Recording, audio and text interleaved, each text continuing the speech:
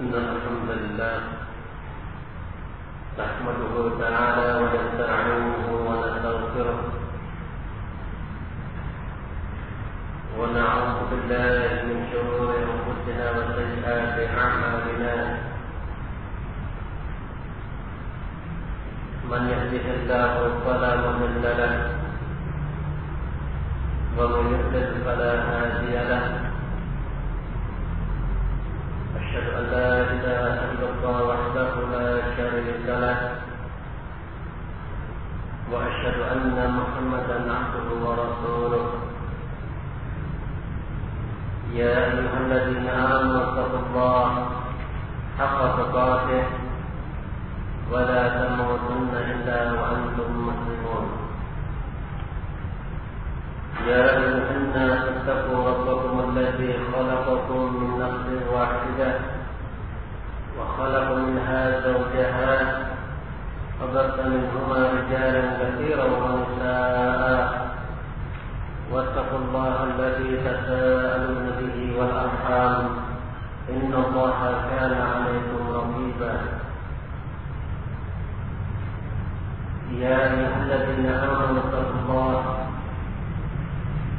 وقولوا قولا سديدا يصلح لكم أعمالكم ويغفر لكم ذنوبكم ومن يطع الله ورسوله فقد فاز فوزا عظيما أما بعد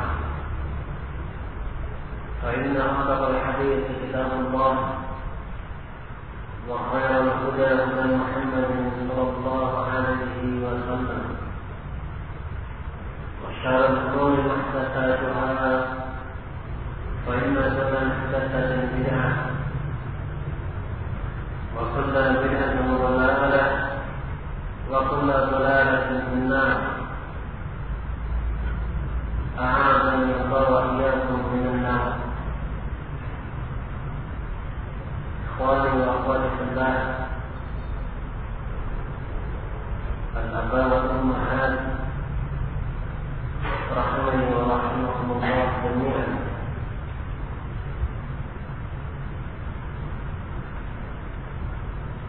Pada pertemuan yang lalu kita telah membaca tentang permasalahan hukuk zawj ala zawjatihi, hak-hak seorang suami atas istrinya. Kemudian pula nanti akan berlanjut pada hak az-zawjah ala zawjiha, hak seorang istri atas suaminya. Demikianlah aturan Islam, sebuah agama yang sempurna yang mengatur segala perkara yang dibutuhkan oleh seorang insan di dalam menggapai kebahagiaannya di dunia wal akhirah, di dunia dan juga di akhirat. Tak terkecuali permasalahan pernikahan, di mana di dalam kehidupan pasca pernikahan, dalam sebuah kehidupan yang disebut dengan rumah tangga, maka banyak sekali di sana problema-problema, permasalahan-permasalahan yang begitu kompleks. Dikarenakan memang faman tazawwaja faqad raqiba al-bahr, dikarenakan memang hukum orang yang telah menikah ibarat dia sedang mengarungi samudra yang sangat luas. Terkadang dia mengarungi samudra tersebut dengan tenang, tanpa ada gelombang, tanpa ada amukan badai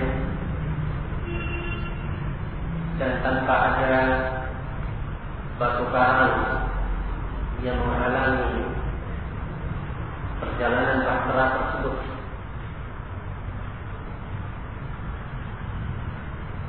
Tetapi terkadang pula permasalahan-permasalahan akan muncul di mana rumah tangga tersebut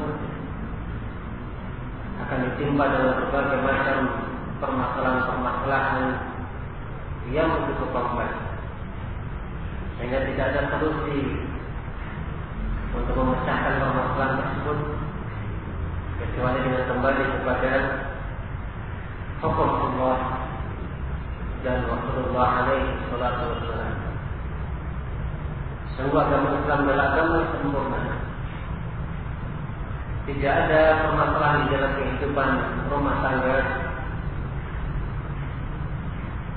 kecuali disebabkan karena salah satu di antara kedua belah pihak atau bahkan kedua belah pihak, suami dengan istri, masing-masingnya tidak mau tunduk kepada aturan Allah, tidak memperhatikan hak dan kewajibannya, tidak mengindahkan aturan syariat, ataupun yang mereka tidak lagi yang memperhatikan rambu-rambu syariat yang dalam menakar kehidupan berumah tangga, atau dalam bahasa singkatnya karena salah satu ataupun keduanya terjatuh dalam perbuatan dosa ataupun kemaksiatan yang akan membuat atau menorehkan noda-noda hitam dalam ikatan perkawinan ataupun pernikahan mereka. Sehingga ikhwan fillah rahimani wa rahimakumullah jami'an, pelajaran kita yang terkait dengan permasalahan huququz zawj wa zawjah, hak-hak suami dengan istri adalah perkara yang sangat penting untuk kita ketahui, baik yang telah menikah ataupun yang akan menikah, ataupun sebagai pembekalan ilmu. Al-ilmu qabla al-qawli wal amal. Berilmu itu didahulukan sebelum berucap dan juga beramal. Di antara contoh nyata dari perkara yang telah kita baca pada pertemuan kemarin, pada hak suami yang pertama, di mana suami mendapatkan hak untuk ditaati oleh istrinya, di mana seorang istri wajib untuk mentaati perintah suaminya dalam perkara yang bukan bermaksiat kepada Allah. Di mana pada poin pertama yang kita sebutkan, yakni seorang istri dia wajib untuk memenuhi panggilan seorang suami yang mengajaknya untuk ke tempat tidur ataupun untuk berhubungan dengan suaminya tersebut. Dan kita perhatikan perkara ini, mungkin perkara yang dianggap tabu ataupun perkara yang dianggap sepele, ya tetapi subhanallah, kalau kita melihat adillah yang ada, berbagai macam dalil yang ada, perkara ini adalah perkara yang sangat penting untuk diperhatikan oleh seorang istri di dalam mentaati suaminya, terkhusus di dalam perkara ini, di mana ancaman yang sangat besar bagi seorang istri ketika dia menolak keinginan suaminya, ya kemudian suaminya murka dan marah kepadanya, maka balasannya yakni malaikat akan melaknat istri tersebut, ya sampai suaminya ridha ya sampai suaminya itu dia tidak marah lagi ataupun ridho dia terhadap istrinya. Ini menunjukkan bahwasanya menolak keinginan suami minal kabair, dia termasuk dari dosa-dosa besar. Jadi disebabkan adanya ancaman laknat yang disebutkan di dalam hadis-hadis yang sahih yang telah kita baca pada pertemuan terdahulu. Sehingga perkara ini adalah perkara yang harus kita perhatikan, terutama bagi seorang wanita, bagi seorang istri untuk memperhatikannya. Di mana seorang suami yang rata-rata mereka mencari nafkah ya di luar rumah, tentunya mereka memperhatikan dan melihat berbagai macam pemandangan-pemandangan syahwat, pemandangan-pemandangan yang menggoda hawa nafsunya di luar. Ya sehingga terkadang syaitan yang menggoda mereka, yang syaitan itu berjalan di aliran darah manusia senantiasa menggoda dan menampakkan wanita-wanita yang dilihatnya itu lebih baik ataupun lebih cantik dan lebih menarik daripada istrinya. Ya, sehingga barakallahu fikum, ketika perkara ini kemudian menimbulkan gelora syahwat pada diri seorang suami, kemudian dia pulang ke rumahnya dan menginginkan terhadap istrinya, tetapi istrinya menolak keinginan suami, maka terjadinya sebuah kehidupan rumah tangga yang seperti itu. Seorang imam Rasulullah alaihi wasallam, beliau seorang manusia yang terbaik dan Rasul yang paling utama, Sayyidul Mursalin, sebagai sayyidnya para nabi dan para rasul. Beliau sendiri ketika berada di luar kemudian melihat adanya seorang wanita, kemudian beliau memiliki keinginan dan bergelora syahwatnya. Akhirnya beliau pulang ke rumahnya dan melampiaskan syahwatnya tersebut kepada para istrinya.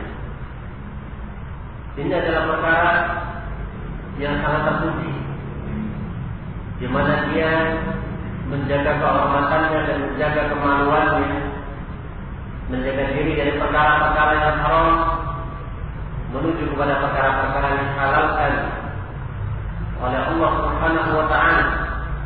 Ya, maka ini merupakan ibadah dan merupakan sedekah. Ya, sehingga wajib bagi seorang istri untuk dia memenuhi keinginan suaminya tersebut, walaupun seorang istri sedang dalam kondisi sibuk atau sedang dalam kondisi tidak siap atau sedang dalam kondisi misalnya di dapur, ya belum dalam kondisi dia mempersiapkan berdandan dan lain sebagainya, maka ini bukan merupakan alasan ya untuk menolak keinginan suaminya tersebut. Begitulah ya kehidupan di dalam rumah tangga dengan adanya ikatan pernikahan. Maka dengan adanya pernikahan tersebut, fa'inna ghadul basar wa ahsanul farj, ya demikian itu lebih menjaga dan menentukan pandangan dan lebih menjaga kemaluannya, lebih menjaga kehormatan dirinya. Dia salurkan dalam perkara-perkara yang dihalalkan untuk meraih ridha Allah Subhanahu wa taala. Dengan niatkan ibadah di dalam hubungan suami istri kalian, karena itu merupakan sedekah dan itu merupakan syahwat yang paling disukai oleh al-anbiya wal mursalin, oleh para nabi dan para rasul, sebagaimana disebutkan oleh Imam An-Nawawi rahimahullah taala ketika mensyarah hadis dalam Al-Arba'in An-Nawawi, sebuah hadis dari Abu Dzar radhiyallahu taala anhu, ya terkait dengan sabda beliau, inna fi bunni ahadikum shadaqah. Ya sesungguhnya di dalam hubungan suami istri kalian itu merupakan sedekah. Nah, sehingga masya Allah tentunya berbeda antara kelahiran Islam yang begitu indah, yang mereka memperhatikan perkara-perkara yang dihalalkan oleh Allah Subhanahu wa taala terkait dengan syahwat terhadap seorang wanita. Ya beda halnya ya dengan mereka orang-orang barat ataupun orang-orang kafir yang mereka melampiaskan syahwatnya kepada siapapun, kepada wanita-wanita yang diharamkan oleh Allah ataupun yang tidak dihalalkan oleh Allah Subhanahu wa taala.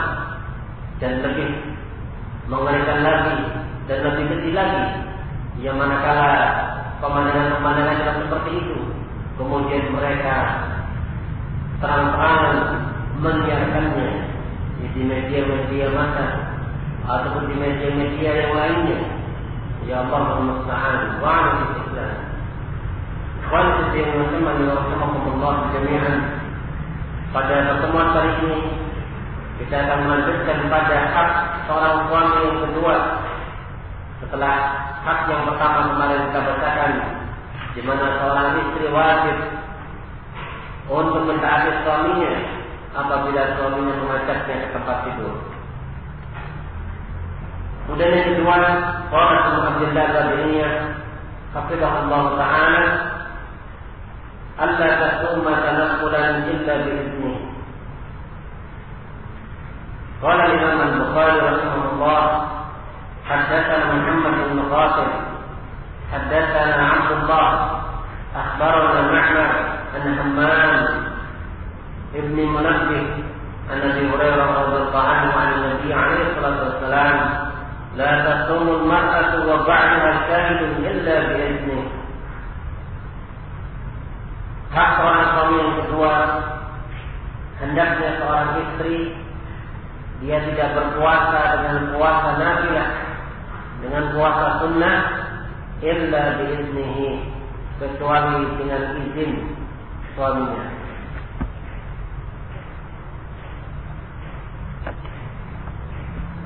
Allah tasumma tanaffulan illa biiznihi. Seorang istri, seorang wanita, dia tidak berpuasa dengan puasa sunnah kecuali dengan seizin suaminya.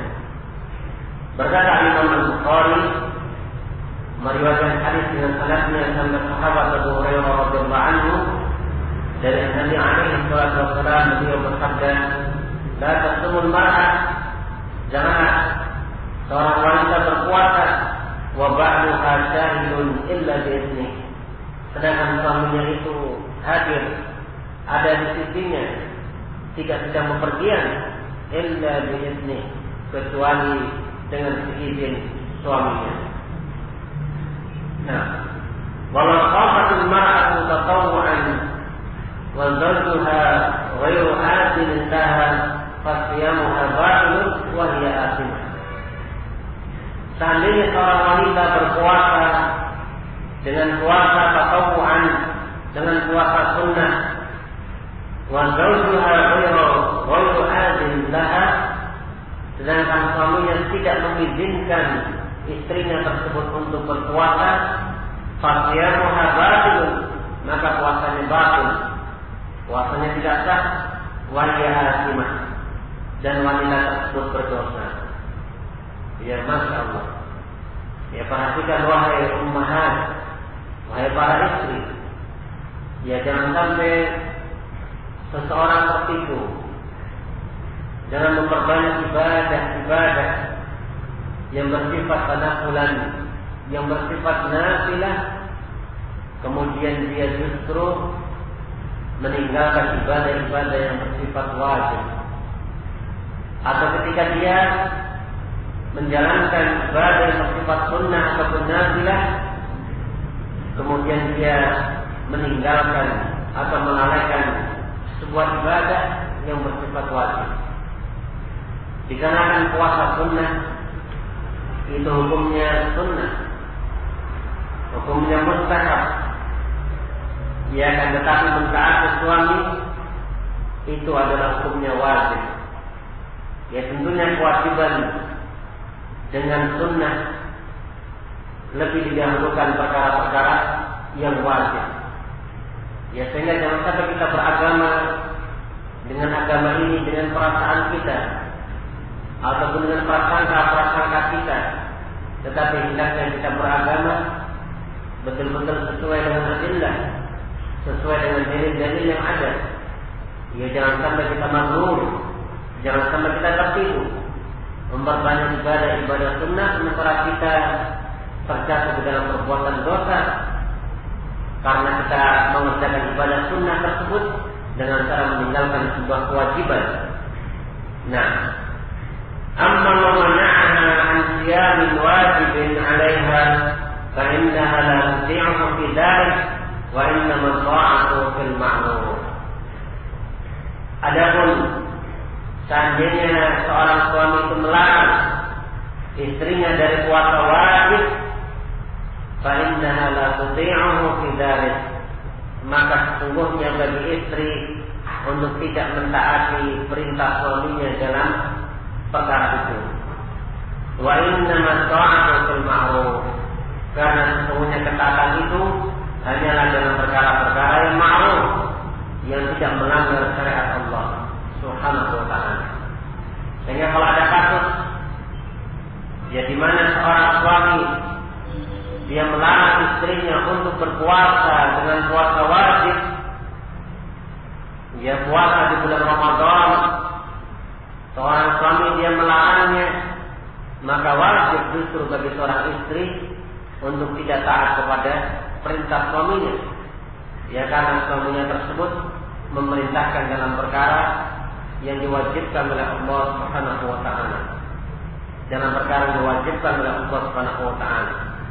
Sedangkan hak Allah Subhanahu wa ta'ala itu lebih didahulukan daripada hak manusia.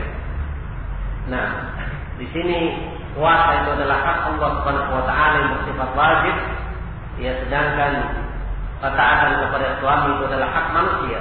Sehingga ketika bertentangan maka didahulukan hak Allah ya Subhanahu wa ta'ala. Ini sebagaimana perintah Allah Subhanahu wa ta'ala terhadap birrul walidain. Wajibnya kita berbakti kepada orang tua selama orang tua kita tidak memerintahkan di jalan perbuatan kemaksiatan kepada Allah Subhanahu wa ta'ala. Tetapi ketika orang tua kita memerintahkan berbuat maksiat kepada Allah Subhanahu wa ta'ala, maka wajib untuk kita tidak mentaatinya. Wa in jahadaka 'ala an tusyrika bima laysa laka bihi 'ilmun fala tuti'huma wa sahibhuma fid dunya ma'rufa. Jadi disebutkan dalam surah Luqman, seandainya kedua orang tuamu memaksa engkau untuk berbuat syirik kepada Allah, fala tuti'huma, janganlah engkau mentaati perintah kedua orang tuamu tersebut, wa sahibhuma fid dunya ma'rufa, tetapi tetap pergauli, bermuamalah dengan orang tua dengan cara yang baik. Nah, demikian pula terhadap seorang suami, seberapa pun besarnya hak suami, tentunya masih di bawah hak Allah Subhanahu wa ta'ala. Sehingga ketika suami memerintahkan berbuat maksiat kepada Allah, maka wajib bagi seorang istri untuk tidak menjalankan, ya, tidak memenuhi atau tidak mentaati perintah suaminya tersebut.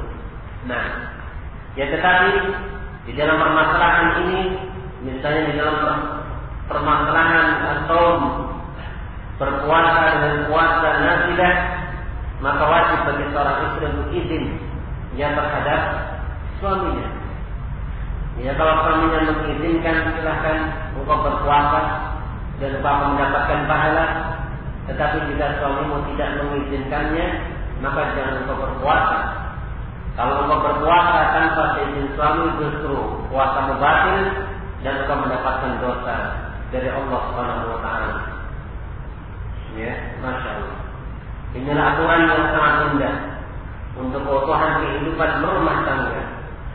Ya, dikarenakan Allah Subhanahu wa ta'ala mengetahui ya bagaimana seseorang, apalagi seorang laki-laki yang mungkin terkadang mereka tidak bisa menyembunyikan dan mengkhianati perasaan mereka ataupun keinginan mereka. Ya, terutama bagi orang-orang yang baru menikah, bagi para pengantin-pengantin baru, jangan sampai ketika pengantin baru hari pertama berpuasa, hari kedua berpuasa, ya, dengan puasa sunnah misalnya. Ya tentunya ini satu perkara yang sangat aneh. Nah, Allahumma.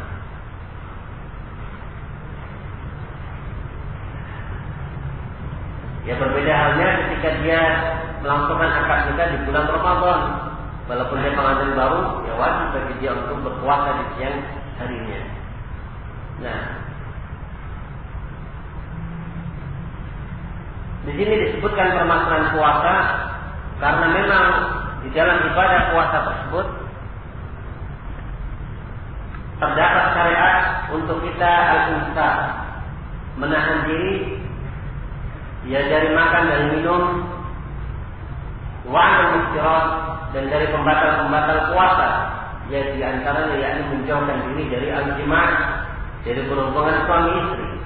Nah, ketika istrinya dia berpuasa dengan puasa nafilah, maka satu perkara ini menjadi perkara yang menghalangi seorang suami, ya dari pagi sampai tenggelamnya matahari, atau dari terbitnya fajar sampai tenggelamnya matahari, ya untuk melakukan hubungan ya suami istri, sehingga izin dulu. Nah, sehingga izin terlebih dahulu. Nah, ataupun kalau ada kasus, ya misalnya dia sudah diizinkan ya oleh seorang suami untuk berpuasa dengan puasa sunnah, ya tiba-tiba di siang hari suaminya pulang dalam keadaan menyimpan syahwat yang menggelora, ya itu sudah diizinkan. Maka bagaimana sikap seorang istri? Apakah dia membatalkan puasanya atau meneruskan puasanya? Membatalkan. Ya tadi sudah diizinkan.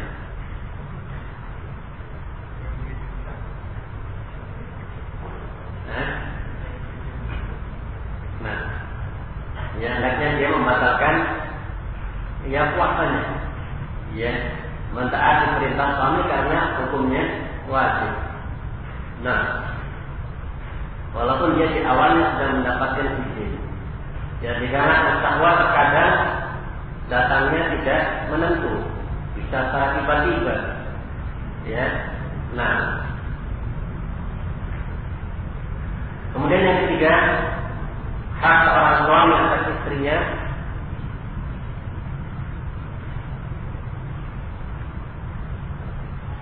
Allah ta'ala li ahadin an yadkhula baitahu illa bi idzni. Qala al-Imam al-Bukhari rahimahullah, haddatsana Abu Yaman akhbarana Sa'id, haddatsana Abu Zinad 'an al-A'raj 'an Abi Hurairah radhiyallahu anhu anna Rasulullah sallallahu alaihi wasallam qala la yahillu limra'atin an tasuma wa zawjuha shahidun illa bi idzni ولا تأذن في بيته إلا بإذنه وما أنفقت من نفقة عن غير أمره فإنه يؤدي إليه الشكر. Nah, yang ketiga, hendaknya seorang istri tidak memberikan izin kepada seorang pun untuk masuk ke dalam rumah suaminya illa biizni, kecuali dengan seizin suaminya. Ya hendaknya seorang istri tidak mengizinkan bagi siapapun dia, liahadin, bagi siapapun untuk masuk ke rumahnya, ke rumah suaminya kecuali dengan seizin dari suaminya tersebut. Nah, kalau Imam Al-Bukhari berkata Imam Al-Bukhari dalam hadisnya, Rasulullah alaihi wasallam bersabda, لا يحل لامرأة أن تصوم وزوجها شاهد إلا بإذنه. Tidak halal bagi seorang istri untuk berpuasa, maksudnya puasa nafilah, wa zawjuha shahidun, dalam keadaan suaminya ada di rumahnya, artinya tidak sedang safar, illa bi'izni, kecuali dengan seizin suaminya. Ini telah kita bahas. Wala ta'zan fi baitihi illa bi'iznih, dan tidak boleh pula seorang wanita untuk mengizinkan di rumah suaminya illa bi'iznih, kecuali dengan seizin suaminya tersebut. Wa ma anfaqat min nafaqatin an ghairi amri, dan tidaklah seorang istri menginfakkan dari nafkah, dari infak yang ada an ghairi amrihi, tanpa perintah dari suaminya, fa innahu yu'adda ilaihi sakruh, maka sesungguhnya dibalas baginya mendapatkan setengah pahala suaminya tersebut. Nah, ini ada perinciannya nanti. Wa fi Sahih Muslim raqam min hadits Jabir fi hajjatul wada' anna Nabiy sallallahu alaihi wasallam qala, dalam Sahih Muslim dari hadits Jabir fi hajjatul wada' bahwasanya Nabi alaihi salatu wasallam bersabda, walakum alaihinna alla yutihna ushakum ahadan taqrabunahu fa in fa'alna dzalik fadribuhunna darban ghayra mubarrih. Walakum alaihinna, dan bagi kalian atau hak kalian wahai para suami atas mereka, atas para istri, alla yutihna, agar mereka para istri tersebut tidak memperbolehkan seseorang yang dibenci oleh suaminya untuk menginjak rumahnya, untuk masuk ke dalam rumahnya. Fa in fa'alna dzalik, maka jika seorang istri melakukan perbuatan itu, di mana dia memasukkan seseorang ke dalam rumahnya padahal dia adalah seseorang yang dibenci oleh suaminya, fadribuhunna darban ghayra mubarrih, maka pukullah istrinya tersebut dengan pukulan yang tidak menimbulkan bekas. Nah,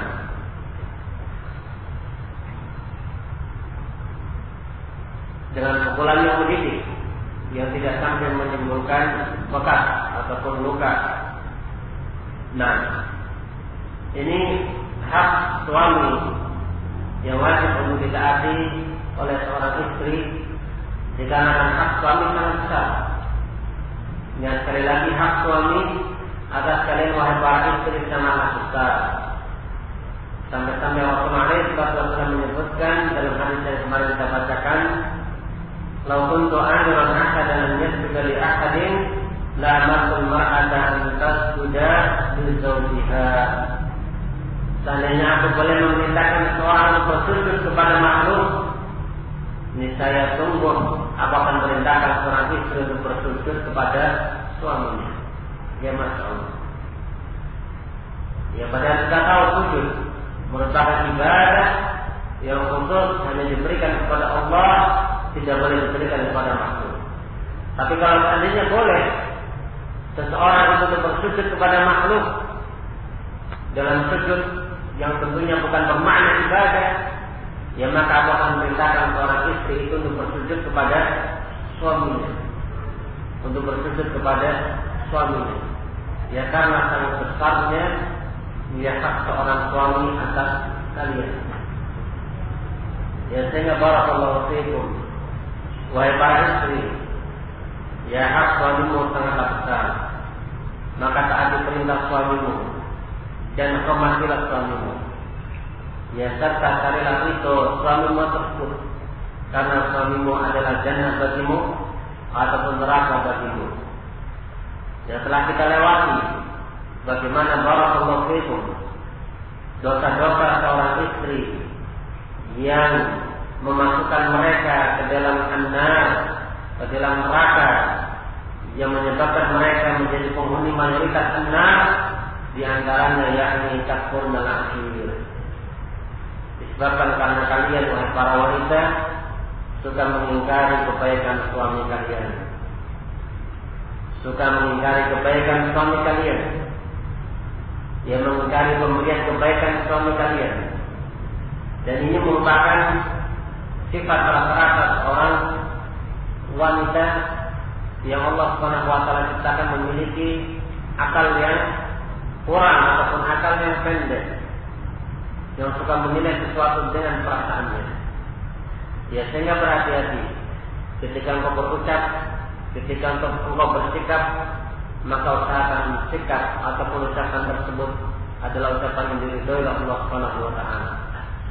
Karena di antara ciri-ciri yang salihah adalah engkau menyenangkan suamimu ketika suamimu melihat.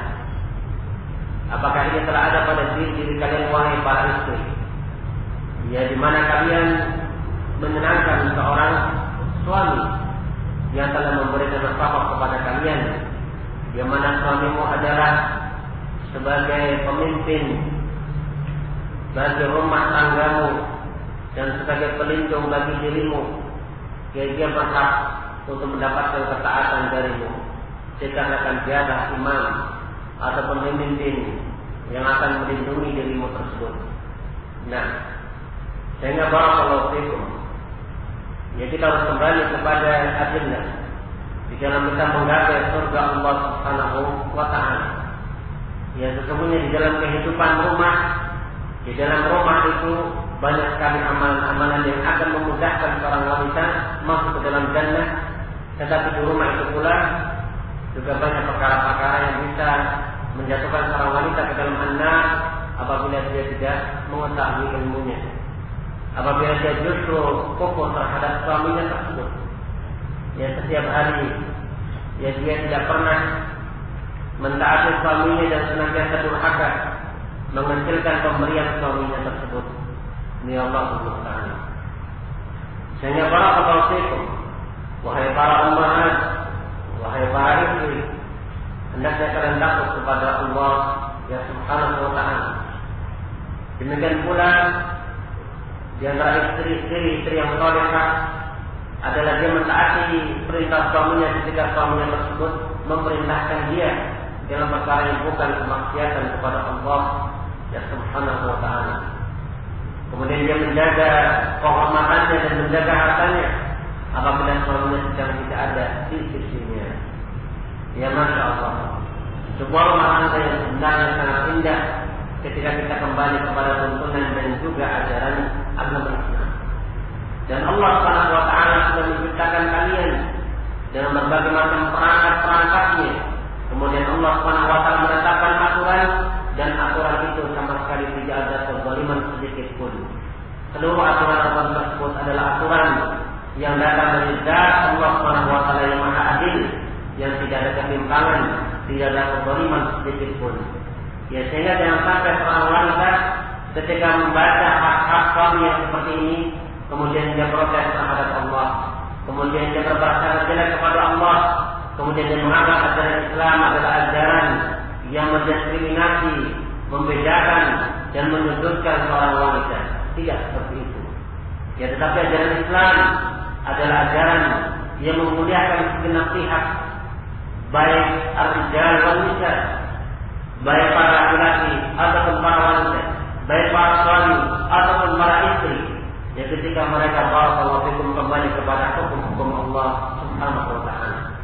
Sebuah ucapan yang tidak pernah dilakukan atau tidak pernah diucapkan oleh generasi yang terbaik dari kalangan para sahabat ridwanullah alaihim ajmain ataupun ummahatul mukminin yang mereka telah dijamin oleh Allah Subhanahu wa taala masuk ke dalam surga, yang mereka telah melakukan pengorbanan terhadap suaminya dan terhadap agama ini, sebuah pengorbanan yang tidak pernah dan tidak akan pernah dilakukan oleh kalian, dan mereka sama sekali tidak menganggap bahwasannya hukum-hukum Allah itu mendiskriminasi atau membedakan ataupun menyudutkan dan merendahkan wanita.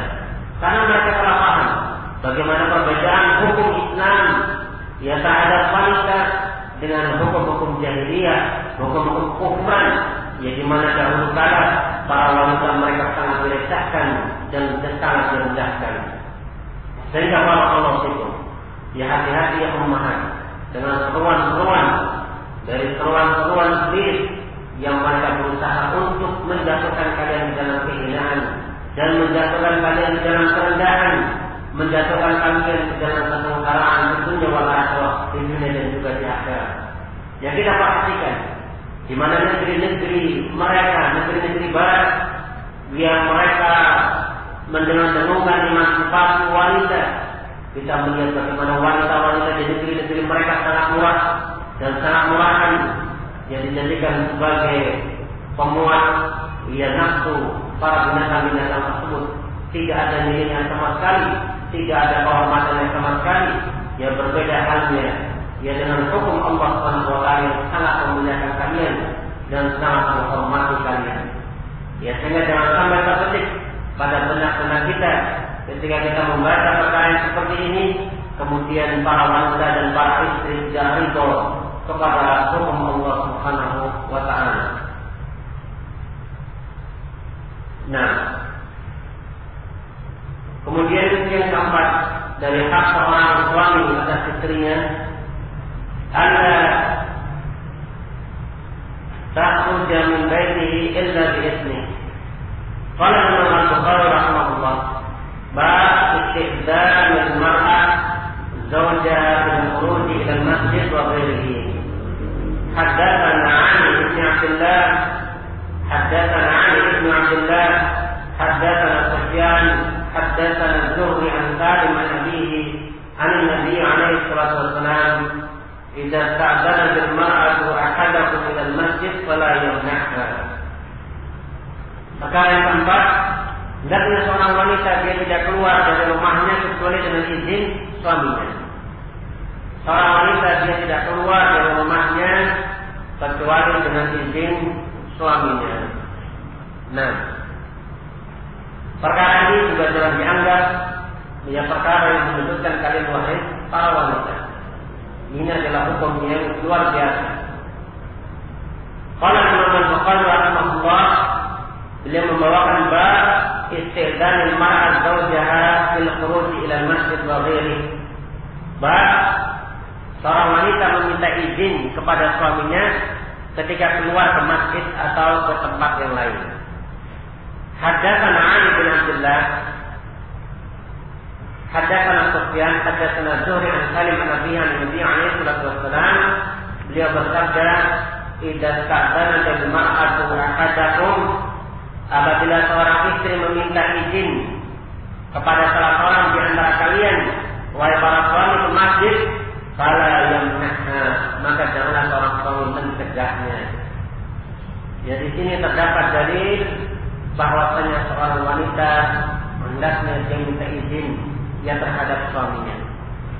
Jadi karena kan lafaz hadis ini idza sta'dzanatil mar'ah, apabila seorang istri dia minta izin kemana? Ke masjid. Dia minta izin untuk beribadah kepada Allah, untuk ke masjid, ke rumah-rumah Allah Subhanahu wa taala.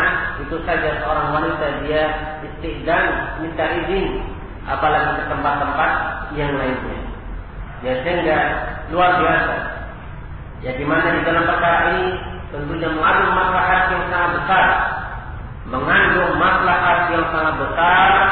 baik kita mengetahui maslahatnya ataupun kita tidak mengetahuinya. Ya, karena kita sikap seorang mukmin dan mukminah ketika dia menerima hukum-hukum Allah Subhanahu wa taala, maka tidak ada pilihan yang lain bagi mereka kecuali mereka menjalankan dengan setunduk-tunduknya. Ya, mereka menyatakan, ya, saya beriman, ya, kepada hukum-hukum Allah. Sami'na wa ata'na, kami mendengar dan kami taat. Ya, mereka walaupun terkadang mereka tidak mengetahui maslahatnya apa. Ketika mereka yakin bahwasanya ini merupakan hukum yang datang dari Rabbul Izzah Tabaraka wa Ta'ala, dari Allah Subhanahu wa Ta'ala, maka mereka menjalankannya dan mereka meyakini bahwasanya inilah yang terbaik yang akan membawa mereka kepada kemaslahatan kebahagiaan hidup di dunia wal akhirah. Dan sedangkan manusia, ya, pada asalnya mereka adalah zaluman jahula, banyak berbuat zalim dan bodoh. Seorang manusia dia tidak mengetahui perkara yang akan membawa kemaslahatan hidupnya, ya, kecuali dengan bimbingan dan yang menciptakan dirinya. Ya, terkadang bisa jadi, ya, seseorang dia menganggap bahwasanya perkara tersebut menurut dugaannya dan menurut prasangka yang kuat akan membawa kepada kesuksesan, atau akan membawa kepada keberhasilan, atau akan membawa kepada keberuntungan. Ya, tetapi qaddarallahu ma syaa fa'al, ya, banyak kasus-kasus yang terjadi Ya ternyata justru keadaannya berbalik. Ya apa yang dia duga sebagai keberuntungan ternyata itu sebuah kecelakaan. Ya sehingga tentunya barakallahu fikum, ilmu manusia dan daya tangkap manusia dan jangkauan manusia sangat terbatas. Ya sehingga tidak ada ketika kita berhadapan dengan hukum-hukum Allah Subhanahu wa taala kecuali kita melaksanakannya. Walau kita tahu hikmahnya ataupun kita tidak tahu hikmahnya. Kita tahu masalahnya dan apa yang kita tahu dari masalah tersebut masih sebagiannya. Itu menurut daya tangkap manusia. Ya, dan kita meyakini bahwa masalah itu tidak hanya apa yang ditangkap oleh manusia. Sekian banyak masalah-masalah tersebut. Ya sehingga tidak boleh barakallahu fikum. Ketika kita berhadapan dengan hukum-hukum Allah Subhanahu wa taala, ya kemudian kita menimbang-nimbang dengan akal kita. Kemudian kita menimbang-nimbang rasa perasaan kita. Buang akal kita, buang perasaan kita. Manakala kita berhadapan dengan syariat Allah yang Subhanahu wa taala. Wallahu a'lam. Ini yang bisa kita sampaikan pada pertemuan kali ini. Insyaallah taala pada pertemuan mendatang kita akan lanjutkan pada hak kelima dari hak seorang suami atas istrinya. Nah, anak berasumsikan dari dan tak seperti itu. Apa